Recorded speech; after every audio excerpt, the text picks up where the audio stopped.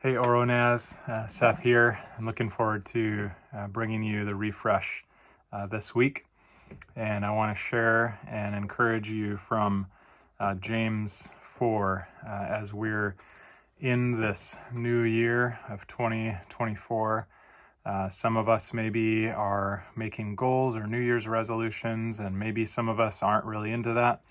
I'm not really speaking about that specifically, but regardless, as we move forward into this new year, I want to share something that I hope is encouraging for us each day. So in James 4, verses 13 through 15, it says, "Now listen, you who say, 'Today or tomorrow we will go to this or that city, spend a year there, carry on business, and make money.'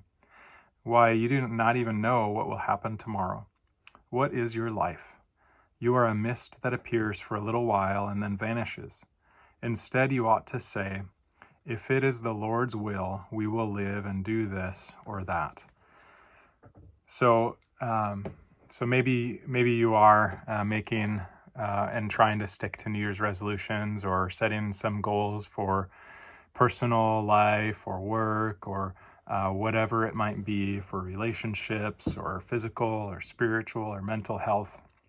Whatever the case is, whether you're making goals or resolutions or not, I was reminded of this the last few weeks as the Lord has been drawing me back to something that He showed me about 10 years ago. And I want to share just a real brief experience that I had that I actually had forgotten about until I was reading in my journal. I had written about this story years ago when Rebecca and I were leading and directing community ministry in South Dakota.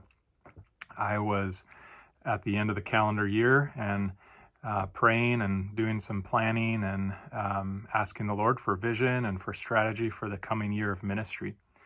And as I read through this journal entry of my experience, it was really interesting as the Lord was reminding me how He revealed Himself to me through this. As I was praying, I was sitting in a prayer room and looking at the ground, and I remember my vision, it felt like my vision just went fuzzy. It's like that same feeling of if you've ever had your eyes kind of go out of focus, maybe when you're waking up in the morning or something, waking up from a nap.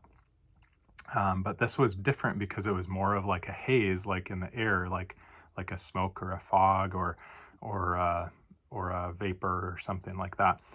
As I reflected on this and was reminded through reading this journal entry, it was so fascinating how the Lord was grabbing my attention, and immediately when that happened to my vision, He put on my heart this passage. And I don't remember if at the point if I had read that recently, or if it was on my heart previously, or if He just dropped that on my heart in that moment. But I was drawn to that passage. And as I read and reflected and prayed into this, and then again was reminded about this coming into this new year, I was really drawn to this last statement in particular. If it is the Lord's will, we will live and do this or that. So Lord willing, that's the statement that stuck out for me. Lord willing. I've never been opposed to making goals or resolutions. Sometimes I have, sometimes I haven't been great at it.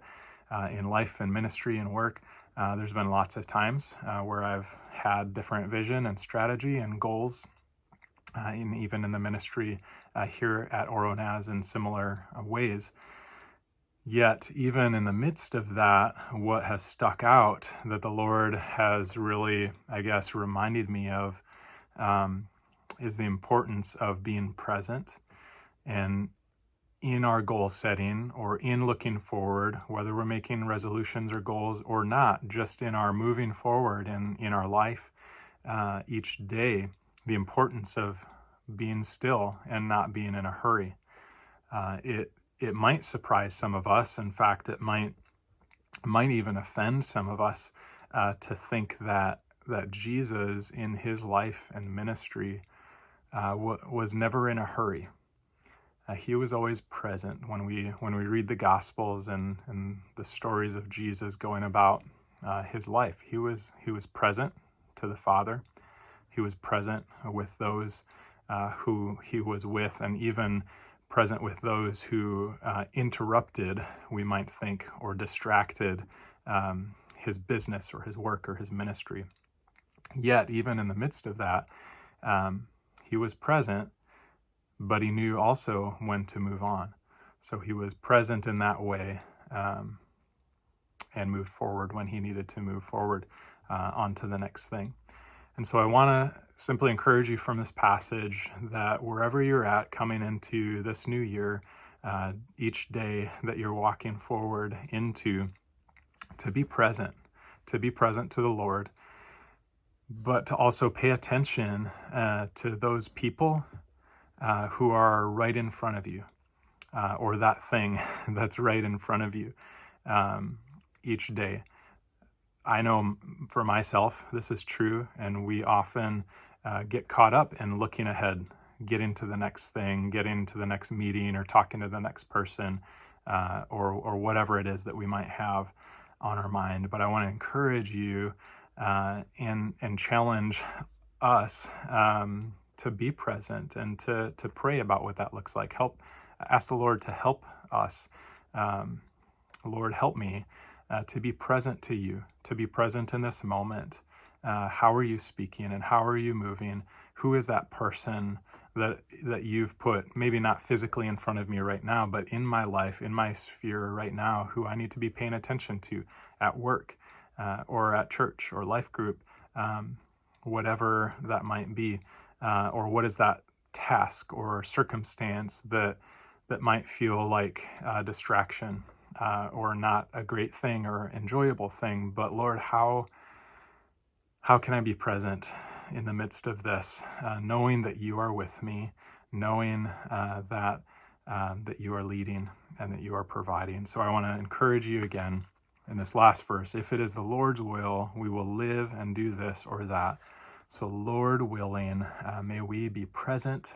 May we be present in each situation, each circumstance, and each relationship, all that we do, all that we say for his glory alone.